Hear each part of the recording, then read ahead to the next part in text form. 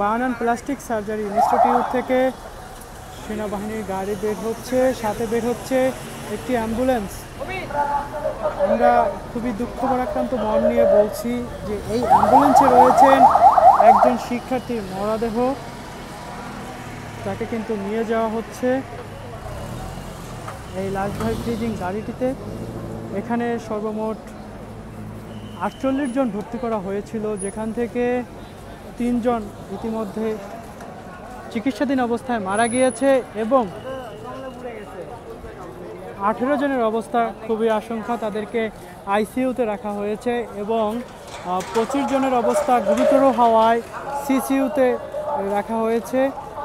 এখানে 3 জন যে নিহত হয়েছে তাদের পরিচয় এই মুহূর্তে জানা যায়নি, তবে তাদেরকে কিন্তু সকল প্রকারের কার্যক্রম শেষ করে কিন্তু নিয়ে যাওয়া হচ্ছে একের পর এক অ্যাম্বুলেন্সে। আমরা দেখতে পাচ্ছি যে এই burn unit plastic surgery institute এবং ঢাকা মেডিকেলের যে এলাকা, এই এলাকা কিন্তু ভারী হয়ে উঠছে অ্যাম্বুলেন্সের সাইরেন এবং স্বজনদের আহাজারিতে।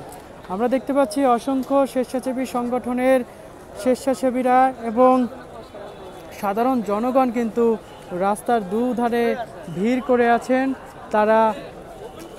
তারা স্বেচ্ছায় নিজেদেরকে মানব সেবায় উৎসর্গ করার জন্যই কিন্তু এখানে এসেছেন। অনেকে আসছেন রক্ত দিতে। ব্যাপক রক্তের সংকট আছে, নেগেটিভ রক্ত একদমই পাওয়া যাচ্ছে না, তাই তারা এখানে কিন্তু এই রক্ত দেওয়ার জন্যই উপস্থিত হয়েছেন। পাশাপাশি রয়েছেন আইনশৃঙ্খলা রক্ষাকারী বাহিনী।